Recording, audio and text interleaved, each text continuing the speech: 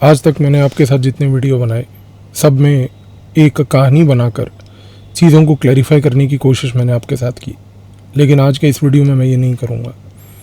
आज मैं आपको कुछ अलग अलग किस्से बताऊँगा। हर एक किस्सा दूसरे से जुड़ा है, पर कौन सा किस्सा किससे जुड़ेगा और उसको जोड़ने से कौन सी कहानी बनेगी, ये कार्य मैं आपके ऊपर छोड़ता हूँ। एक एक किस्से को ध्यान से सुनिएगा ज़रूर, क्योंकि जिस समय आपने इन सारे किस्सों को एक पज़ल की तरह सॉल्व कर लिया, कहानी जिस तरीके से आपको क्लियर होगी, आपके पैरों तले ज़मीन निकल जाएगी। पहले किस्से को शुरू करते हैं। दो भाई थे, एक का नाम था अहमद मंसूरी और दूसरे का नाम था मोहम्मद फ़ारूक। मोहम्मद फ़ारूक जो था, बचपन से ही सर पे बाल नहीं थे। बचपन में दोस्त उसको टकला टकला कह के बोलते थे और इस हालात से उसके नाम के साथ ये शब्द टकला जुड़ गया कि जब वो बड़ा हुआ पूरे गली मोहल्ले में उसका नाम फ़ारूक टकला होता था। लेकिन फ़ारूक टकला का जो भाई था अहमद मंसूरी के रिलेटेड भी दो पर्टिकुलर इश्यूज़ हैं। कई लोग कहते हैं कि बचपन से पोलियो का शिकार था तो लंगड़ा के चलता था, लेकिन कई लोग कहते हैं कि नहीं, पोलियो नहीं था, बचपन में लड़ाई हुई थी, टांग टूटी थी, टांग टूटने के बाद लंगड़ा के चलने लगा क्योंकि टांग ठीक तरीके से जुड़ी नहीं। तो एक जगह पर था फ़ारूक टकला और दूसरी जगह पर था उसी का भाई अहमद मंसूरी, जो कि लंगड़ा था, जिसका नाम रख दिया गया अहमद लंगड़ा। दोनों व्यक्ति बड़े महत्वपूर्ण थे।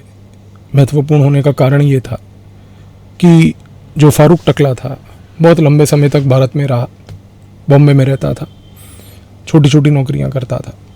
एक दिन उसको किसी दोस्त ने बोला कि दुबई आ जा, दुबई में बहुत अच्छे काम मिलेंगे तेरे को। चला गया फ्लाइट पकड़ के। दुबई पहुंचा तो मालूम चला कि वहाँ पर ज़िंदगी और कठिन है। टैक्सी उठाई, किराए पे ली, टैक्सी चलाने का काम शुरू किया। पहले लोगों को इधर से उधर लेके जाता था, दिमाग से बड़ा शातिर था, तेज़ था। उसको एक चीज़ समझ आ गई कि मुझे कुछ परमानेंट कस्टमर या क्लाइंट बांधने पड़ेंगे टैक्सी के धंधे के लिए। और उसने समझा और देखा कि कई लोग हैं, कई इलाकों में रहते हैं दुबई में, जो अक्सर दिल्ली एयरपोर्ट जाते हैं। उसने इन लोगों के साथ संपर्क साधा, इन लोगों को बोला कि मैं आपको टैक्सी में आपके घर से लेके जाऊंगा, एयरपोर्ट छोड़ूंगा, एयरपोर्ट से लेके आऊँगा, आपके घर छोड़ूंगा। ये लोग कौन थे? ये वो लोग थे जो दुबई के नागरिक थे। ये वो लोग थे जो बेसिकली दुबई के एयरपोर्ट पे इमिग्रेशन अथॉरिटीज़ में काम करा करते थे। इसने अपने टैक्सी के धंधे को बहुत शातिर तरीके से चलाया। टैक्सी को चलाते चलाते इमिग्रेशन के अधिकारियों को उनके घर से उठाना, उनको एयरपोर्ट ले जाना, ये सुविधा उसने जब उस समय शुरू करी, एक ऐसा पॉइंट आ गया कि दुबई की इमिग्रेशन अथॉरिटीज़ के बीच ये व्यक्ति, जिसका नाम था फ़ारूक टकला, एक बहुत प्रोमिनेंट टैक्सी ड्राइवर बन चुका था। इमिग्रेशन अथॉरिटीज़ के लोग एक दूसरे को इसका नंबर भी देते थे कि यदि आपको कभी टैक्सी वाले की ज़रूरत हो तो इसको संपर्क कर लीजिएगा। दुबई में जब ये इमिग्रेशन अथॉरिटीज़ के साथ और इमिग्रेशन के लोगों के साथ इतना क्लोज हुआ, उस समय दुबई में इस व्यक्ति फ़ारूक टकले के ऊपर नज़र अगर किसी व्यक्ति की पड़ी तो उसका नाम था दाऊद इब्राहिम। दाऊद इब्राहिम उस समय दुबई में था। उसने देखा कि ये फ़ारूक टकला नाम का एक व्यक्ति है। उसने देखा कि इसके तो बहुत ज़बरदस्त दोस्त हैं जो कि दुबई के इमिग्रेशन अथॉरिटीज़ में हैं। उसने फ़ारूक टकला को बुलाया। फ़ारूक टकला को बुला के उसको बोला कि आप मेरे लिए काम करो और आपके जो कॉन्टैक्ट्स हैं उनको मेरे से संपर्क में लाओ। दोनों के लिए विन विन सिचुएशन थी। फ़ारूक टकला 3 टाइम की रोटी कमाने के लिए दिन से रात, सुबह से रात टैक्सी चलाता था, धक्के खाता था। अब दाऊद के साथ काम करने का मौका मिला, बड़ा पैसा मिला और दाऊद को फ़ायदा ये मिला कि जितने भी फ़ारूक टकला के इमिग्रेशन अथॉरिटीज़ में कॉन्टैक्ट्स थे, वो सारे के सारे कॉन्टैक्ट्स का एक्सेस अब दाऊद को डायरेक्टली मिल गया। दाऊद को फ़ायदा ये हुआ, उन इमिग्रेशन अथॉरिटीज़ के कॉन्टैक्ट्स के थ्रू उसने भारत से लड़के, खास करके मुंबई से लड़के, कर्नाटका से लड़के, उनको दुबई बुलाने का काम शुरू कर दिया। और सिर्फ ये लोग ही नहीं बुलाता रहा, दाऊद ने एक काम और किया कि उसने ये देखा कि फ़ारूक टकला का तो एक भाई मुंबई में रहता है, अहमद लंगड़ा, और ये जो व्यक्ति है अहमद लंगड़ा, ये कोई काम नहीं करता। तो दाऊद ने फ़ारूक टकला को बोला कि यार जो तेरा भाई है अहमद लंगड़ा, उसको मेरे साथ काम पे लगा, मेरे बिहाफ पे काम करेगा। वो मेरे बिहाफ पे काम ये करेगा कि मुझे जो मुंबई से हफ्ता वसूली करनी है, एक्सटॉर्शन करना है, लोगों को टपकाना है, वो काम मैं तेरे भाई से करवाता हूँ। बुला एक बार उसको दुबई। अहमद लंगड़ा दुबई आया, दाऊद से मुलाकात हुई। दाऊद से मुलाकात होने के बाद दाऊद ने उसको अहमद लंगड़ा को बोला तो वापस मुंबई जा और मुंबई जाके मेरे धंधे को संभाल। और मेरे धंधे को संभालने का एक रूल याद रखियो कि मुंबई में जितनी एक्टिविटी है वो मैं अकेला नहीं संभालता, मेरा साथी छोटा शकील वो संभालता है। जो छोटा शकील बोलेगा वही करियो। अहमद लंगड़ा वापस आया, मुंबई में आके उसने ये काम शुरू किया। ये कहना गलत नहीं होगा कि मुंबई में आकर अहमद लंगड़ा दाऊद इब्राहिम का मुंबई का मैनेजर बन गया। छोटा शकील के बिहाफ पे दाऊद के लिए उसने काम मुंबई में शुरू कर दिया। ये किस्सा यहीं समाप्त होता है। अब आती है दूसरी चीज़, एक दूसरा किस्सा। बाबा सिद्दीकी, एक कांग्रेस का नामी गिरामी नेता जो कि मुंबई में एक एमएलए भी रहा, बहुत लंबे समय तक रहा। मुंबई की बांद्रा कॉन्स्टिट्यूंसी जो है प्रोमिनेंट एरिया है, बड़ी प्राइम लोकेशन है, प्रॉपर्टी के दाम बड़े महंगे होते हैं वहाँ पर। उस इलाके से एमएलए बनना मतलब एक बहुत ही पहुंची हुई नाम होना है।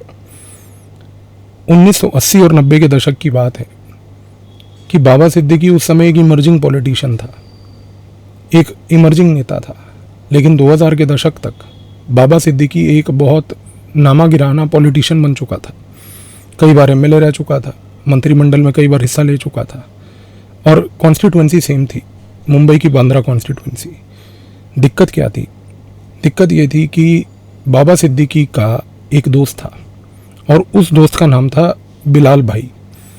बाबा सिद्दीकी और बिलाल भाई इतने गहरे दोस्त थे कि इन दोनों लोगों ने 1990 से लेकर 2000 के दशक तक इन 20 सालों में बांद्रा के अंदर एक ऐसी परिस्थिति पैदा कर दी थी कि बांद्रा के अंदर मुंबई में कोई भी अपार्टमेंट, कोई भी फ्लैट, कोई भी प्लॉट, कोई भी प्रॉपर्टी का टुकड़ा बिलाल भाई और बाबा सिद्दीकी के अप्रूवल के बिना नहीं जा सकता था। उनके अप्रूवल के बाद ही उस प्लॉट की, अपार्टमेंट की, फ्लैट की सेल होगी। इतना दबदबा था। दिक्कत क्या थी? दिक्कत ये थी कि छोटा शकील जो है वो साउथ मुंबई में अपना दबदबा बना चुका था।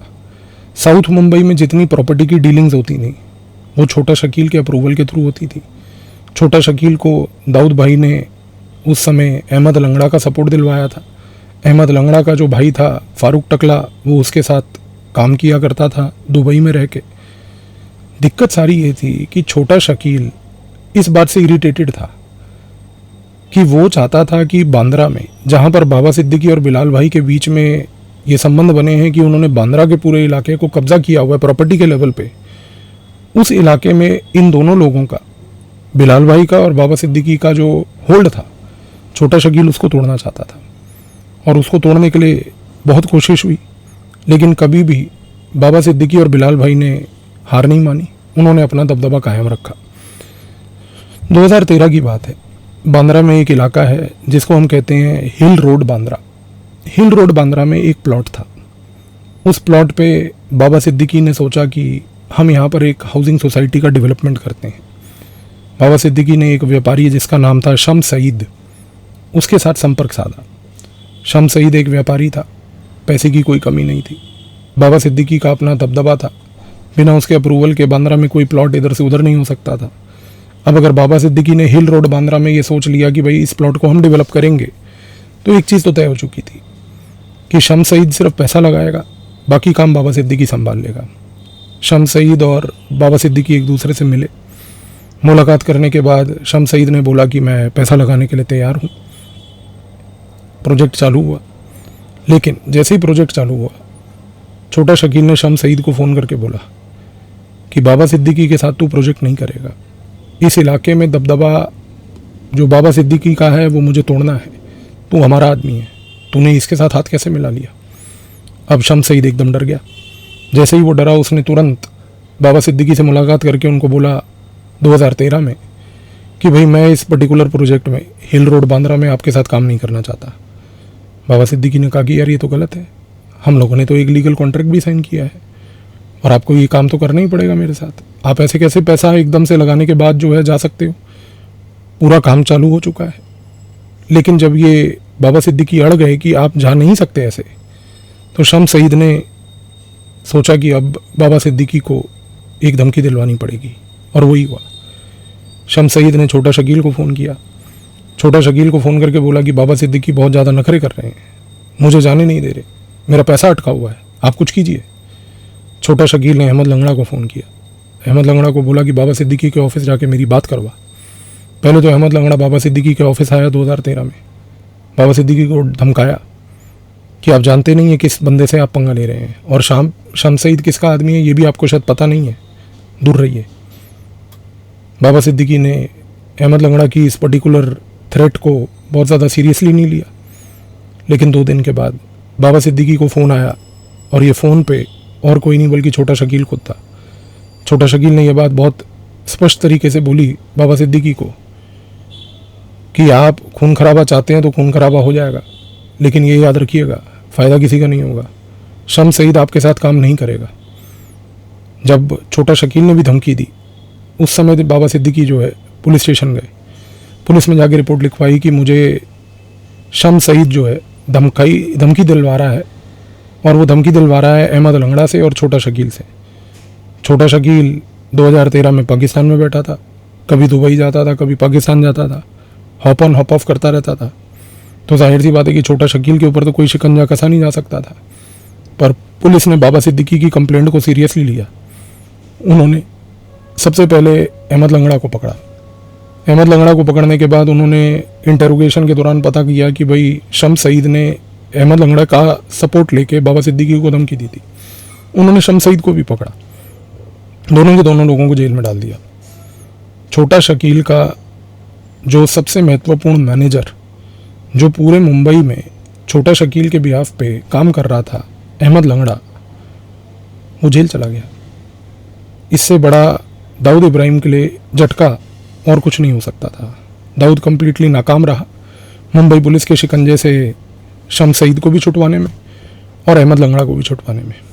ये कहना गलत नहीं होगा कि 2013 के बाद, इस पर्टिकुलर एपिसोड के बाद, बाबा सिद्दीकी दाऊद इब्राहिम का नंबर 1 दुश्मन बन चुका था। दाऊद इब्राहिम और छोटा शकील के लिए बाबा सिद्दीकी उनका एक नंबर 1 दुश्मन बन चुका था। रिवेंज पॉलिटिक्स कैसे अनफॉर्चुनेटली अनफोल्ड होगी ये समय ही बताएगा। लेकिन अब आते हैं एक और अलग किस्से पे, बॉलीवुड। बाबा सिद्दीकी बांद्रा में, बांद्रा एक ऐसा इलाका जिसके एक साइड पे जुहू, दूसरे साइड पे वर्ली, बांद्रा और जुहू 3 इलाके मुंबई के बड़े प्रोमिनेंट इलाके, जहाँ पे सारे फिल्म स्टार रहते हैं। और बांद्रा कॉन्स्टिट्यूएंसी का बादशाह बाबा सिद्दीकी MLA कई सालों से।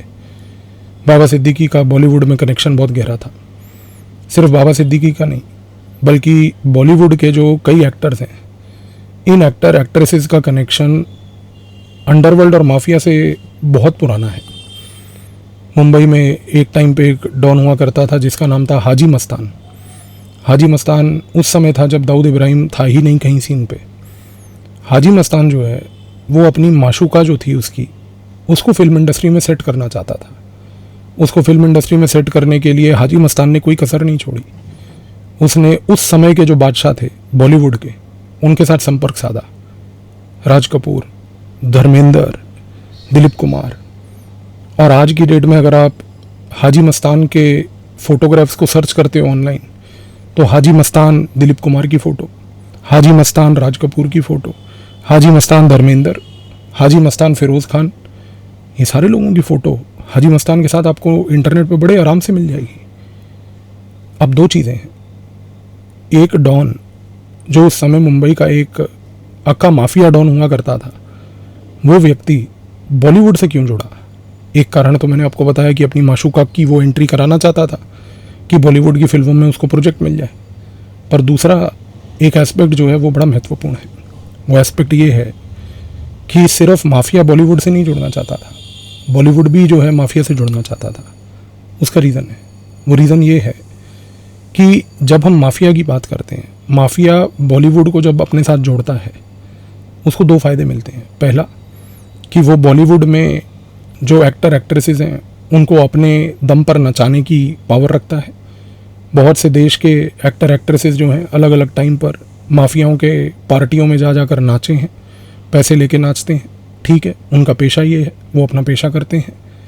लेकिन दूसरा पॉइंट जो है वो बड़ा और ज़्यादा इम्पोर्टेंट है। वो इसलिए है क्योंकि जब माफिया बॉलीवुड से जुड़ता है और कोई भी बॉलीवुड का एक्टर या एक्ट्रेस एक माफिया के साथ जुड़ता है, तो जाहिर सी बात है कि उस एक्टर के पूरे करियर को माफिया का जब बैकिंग और प्रोटेक्शन होती है तो उसकी फिल्मों में पैसा, उसके साथ कौन से एक्टर या एक्ट्रेसेस काम करेंगे उसका, मूवी की कौन सी डेट कब रिलीज़ होगी और कब नहीं होगी, ये सारी चीज़ों पे आपका एक दबदबा बन जाता है।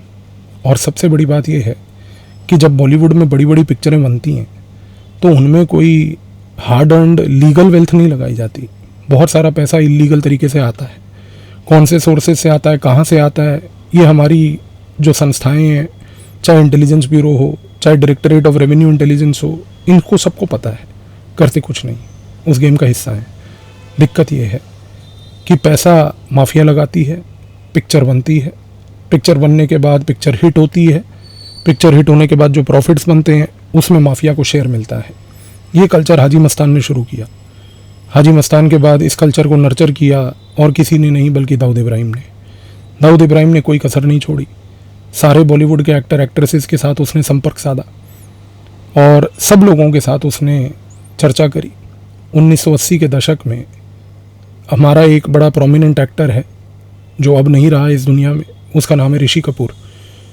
ऋषि कपूर ने एक किताब लिखी है, उस किताब को अगर आप कभी पढ़ें, ऋषि कपूर ने उस किताब में इस चीज़ का खुलासा किया कि 1980 के दशक में ऋषि कपूर खुद दुबई गया था।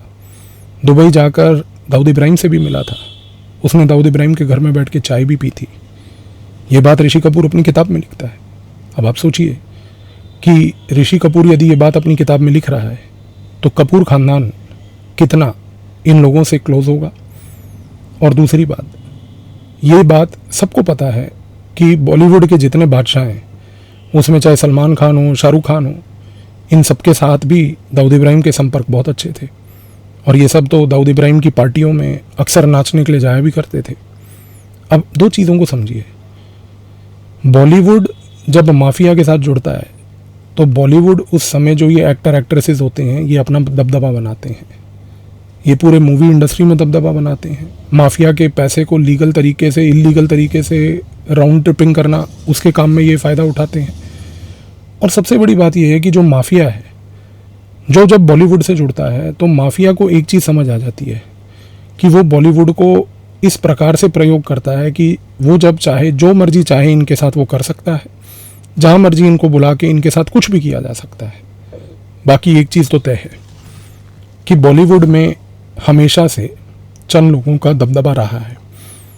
हाजी मस्तान के टाइम पे दिलीप कुमार और राज कपूर, इन दो लोगों का दबदबा बहुत था।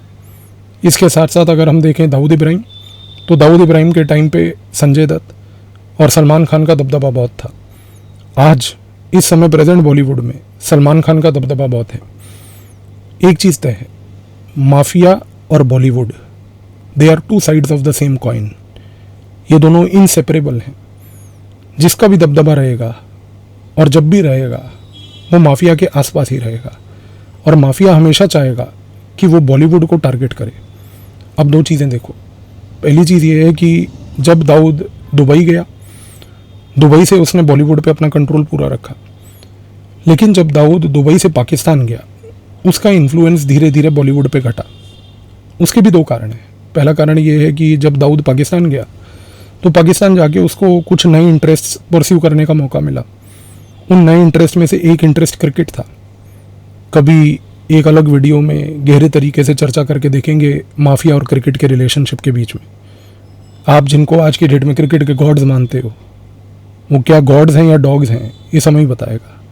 दूसरी चीज़, जब वो पाकिस्तान गया तो वहाँ पर उसने क्योंकि ड्रग कारोबार में अपना धंधा ज़्यादा शुरू कर दिया तो उसका बॉलीवुड से इन्फ्लुएंस घटा। ये कहना गलत नहीं होगा कि पिछले लगभग एक दशक से बॉलीवुड के अंदर माफिया का इन्फ्लुएंस का एक बहुत बड़ा वैक्यूम है और इस वैक्यूम को कोई भर नहीं पा रहा है। इस वैक्यूम को कोई भरने की कोशिश करने के बावजूद भी समस्या में आ रहा है, क्योंकि जिस लेवल का बॉलीवुड के साथ रिश्ता दाऊद इब्राहिम ने एक पॉइंट पे रखा था, जिस लेवल पर बॉलीवुड के साथ रिश्ता एक समय पर हाजी मस्तान ने रखा था, वो आज की डेट में उस लेवल का रिश्ता अभी तक नहीं बन पा रहा है।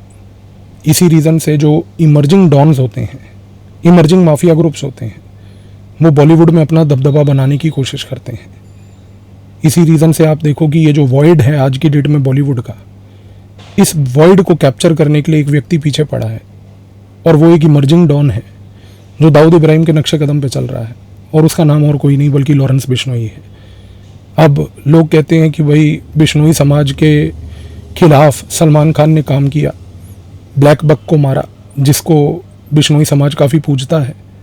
वो एक एस्पेक्ट ज़रूर है, पर चीज़ समझिए वो सिर्फ एक कवर है। आज की डेट में लॉरेंस बिश्नोई का सबसे बड़ा उद्देश्य ये है कि वो बॉलीवुड में डरा के धमका के लोगों को, ये बार बार थ्रेट इशू करके कि सलमान खान के खिलाफ में कोई कार्रवाई कर दूंगा, उसके घर के बाहर फायरिंग एट्सेट्रा, ये सब करके वो बॉलीवुड को एक मैसेज देना चाह रहा है कि बॉलीवुड में जो पिछले एक दशक से गैप था, एक वॉइड था, जो दाऊद इब्राहिम के पाकिस्तान जाने के बाद वो वॉइड कोई भर नहीं पाया, उस वॉइड को मैं भरूंगा। उस कारण से बॉलीवुड में आप देखेंगे कि आने वाले समय में ये हो सकता है कि हाजी मस्तान का सक्सेसर दाऊद इब्राहिम के बाद गैप, और गैप के बाद जो सक्सेसर है लॉरेंस बिश्नोई, क्या ये चीज़ मटीरियलाइज होगी या नहीं होगी, ये किस्सा अनफोल्ड कैसे होता है समय बताएगा। लेकिन एक चीज़ को समझिए कि ये जो पूरा नेक्सस है, ये सिर्फ बॉलीवुड का और ये सिर्फ माफिया का नहीं है। इस बॉलीवुड और माफिया के नेक्सस को जोड़ने का काम जो करते हैं, वो करते हैं नेता, और वो करते हैं हमारे पॉलिटिशियंस, और वो करते हैं डायरेक्टली नहीं, इनडायरेक्टली अपने एजेंट्स के थ्रू। अब एक और किस्सा ये है कि 3 प्रॉपर्टीज़ हैं मुंबई में। एक है रबिया मैंशन, एक है मरियम लॉज, और एक है सी व्यू अपार्टमेंट्स। 3 बड़ी महत्वपूर्ण प्रॉपर्टीज़ हैं। तीनों की तीनों प्रॉपर्टीज़ का प्रयोग किया जा रहा है और किया जा रहा था बहुत लंबे समय तक, इल्लीगल तरीके से पैसे को मनी लॉन्डर करके दाऊद इब्राहिम को और उसके एजेंट्स को बाहर भेजने के लिए। ये जो तीनों प्रॉपर्टीज़ थी जो मैंने आपको बताई, Rabia mansion, Mariam lodge, sea view apartments, इन तीनों प्रॉपर्टीज़ में एक फेक व्यक्ति इनका ऑक्यूपेंट दिखाया गया कागज़ पे लीगली। उसका नाम था रिंकू देशपांडे। रिंकू देशपांडे के नाम पर ये तीनों प्रॉपर्टीज़ दिखाई गई। इन तीनों प्रॉपर्टीज़ में ये दिखाया गया कि रिंकू देशपांडे इन प्रॉपर्टीज़ में रहता है, किराया देता है, लेकिन वो किराया ना तो कोई दे रहा था, ना वहाँ पर कोई रह रहा था, क्योंकि ये प्रॉपर्टीज़ को ख़रीदा गया था कई कंपनियों के द्वारा। और ये जो कंपनियाँ जो थीं जिन्होंने इन प्रॉपर्टीज़ को ख़रीदा था, वो कंपनियाँ एसोसिएटेड थी दाऊद इब्राहिम के एक खास व्यक्ति के हाथ में, जिसका नाम था इकबाल मिर्ची। वो लंदन में रहता था। लंदन में रह के दाऊद इब्राहिम के बेसिस पे, बिहाफ पे, जो प्रॉपर्टी का पैसा होता था, उस पैसे को वो लॉन्डर करके बाहर ले जाता था। एक चीज़ को याद रखिएगा, दाऊद इब्राहिम ने छोटा शकील को मुंबई की रिस्पॉन्सिबिलिटी दी। मुंबई में रियल एस्टेट का सारा काम छोटा शकील संभालता था। संभालने के लिए उसके पास एक व्यक्ति था जिसका नाम था अहमद लंगड़ा। लेकिन जो पैसा जनरेट होता था, वो पैसा सारा बाहर ले जाया जाता था दाऊद इब्राहिम के पास, दुबई या पाकिस्तान नहीं, लंदन।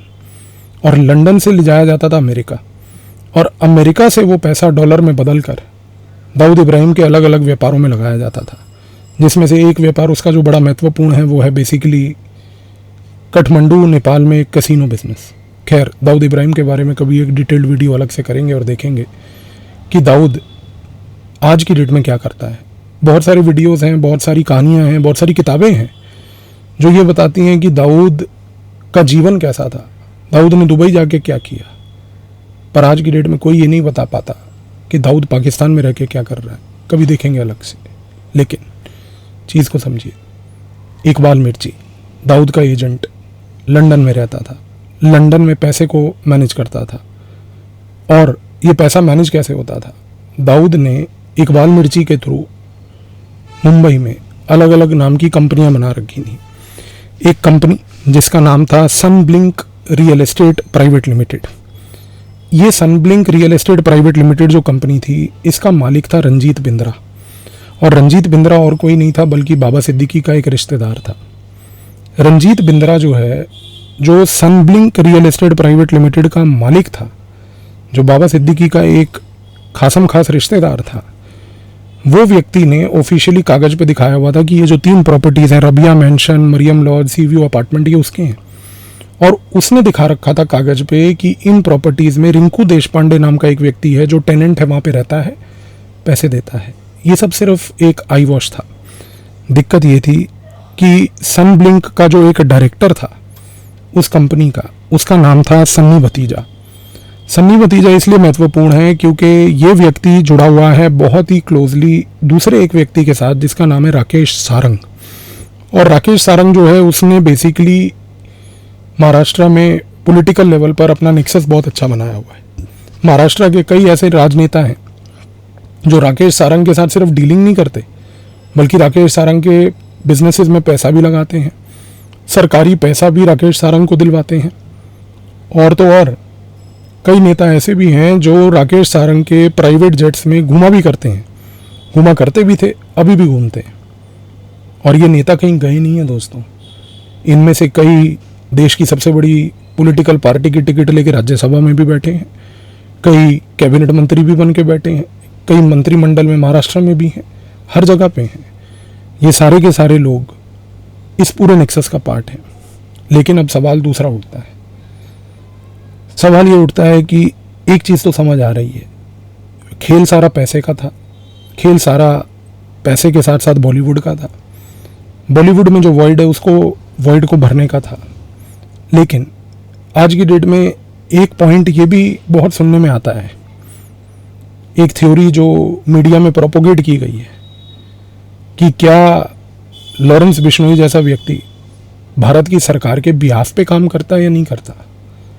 इसके बारे में कोई कंक्लूसिव एविडेंस अभी तक तो प्रूव नहीं हुआ।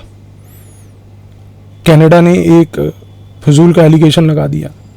कनाडा का जो डस्टबिन ट्रूडो है, जो कि इंटरनेशनल पप्पू है, उस पप्पू ने ये बात तो ज़रूर कही, लेकिन उसके पास कोई क्रेडिबल एविडेंस या प्रूफ नहीं है। लेकिन क्या ऐसा हो सकता है या नहीं हो सकता? मैं आपको आखिरी किस्सा बताऊंगा। 1950 के दशक में अमेरिका जब विश्व युद्ध 2 के बाद शीत युद्ध के दौरान, कोल्ड वॉर के दौरान इमर्ज किया था as a global super power, उस समय अमेरिका बड़ा खुश था। लेकिन 1950 का दशक जैसे जैसे ख़त्म हुआ, अमेरिका की खुशी भी ख़त्म हो गई। खुशी इसलिए ख़त्म हो गई क्योंकि जो उस समय अमेरिका का सबसे बड़ा दुश्मन था उसका नाम था सोवियत यूनियन। और सोवियत यूनियन ने अमेरिका की खुशी 1950 के दशक के अंत तक ख़त्म कर दी। वो ऐसे करी कि उन्होंने अमेरिका के जो बैकयार्ड है, अमेरिका के जो घर के पीछे का इलाका है, वहाँ पर एक देश था क्यूबा। उस क्यूबा में उन्होंने एक कम्युनिस्ट व्यक्ति को पावर में ले आए और वो यंग कम्युनिस्ट लीडर का नाम क्यूबा में था फिडल कैस्ट्रो। अब दिक्कत ये थी कि अमेरिका को ये बात पता थी कि क्यूबा तो मेरे बैकग्राउंड में है, और अगर क्यूबा मान लीजिए कि एक प्रकार से कम्युनिस्ट देश है तो यहाँ पर तो सोवियत यूनियन बैठ के मुझ पर डायरेक्ट नज़र रख रहा है, पूरे southern part of United states of America के ऊपर नज़र रख रहा है। अमेरिका की CIA ने 1960 के दशक में एक निर्णय ले लिया। निर्णय ये लिया कि हमें फिडल कैस्ट्रो को मरवाना है, इसको हटाना है, इसको यहाँ रहने नहीं दे सकते। लेकिन एक बात ऑब्वियस थी, बात ऑब्वियस ये थी कि अमेरिका की CIA को ये बात समझ आ गई कि अगर हम डायरेक्टली खुद चाहें तो फिडल कैस्ट्रो को 1 मिनट में हटा सकते हैं, उसको मरवा सकते हैं। लेकिन ये बात प्रूव हो जाएगी अगर हमने मरवाया डायरेक्टली कि भाई फिडल कैस्ट्रो को अमेरिका ने हटाया क्योंकि फिडल कैस्ट्रो एक वामपंथी सोच का कम्युनिस्ट आदमी था जिसको सोवियत की बैकिंग थी। अब CIA में सोच उस समय शुरू हुई, और ये सोचिए 1960 के दशक की बात बता रहा हूँ कि 1960 के दशक में CIA ने सोचा कि फिडल कैस्ट्रो को कैसे हटाया जाए। उस समय CIA ने एक अप्रोच अपनाई, और ये अप्रोच उसके बाद विश्व की हर एक इंटेलिजेंस एजेंसी इस केस स्टडी को पढ़ के अपनाती है। फिडल कैस्ट्रो को हटाने के लिए CIA ने सोचा हमें काम तो करना पड़ेगा पर हम डायरेक्टली इन्वॉल्व नहीं होंगे। उन्होंने क्या करा, उन्होंने एक व्यक्ति को पकड़ा। इस व्यक्ति का नाम था जियन कानो। जियन कानो जो था ये अमेरिका में शिकागो का एक बहुत बड़ा माफिया डॉन था।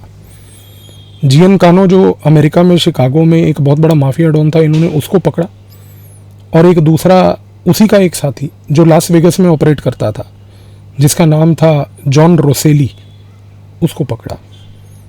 जियनकानो और साथ में जॉन रोसेली, इन दोनों व्यक्तियों को, जो दोनों के दोनों शिकागो और लास वेगास के माफिया थे, इनको पकड़ के जेल डाला।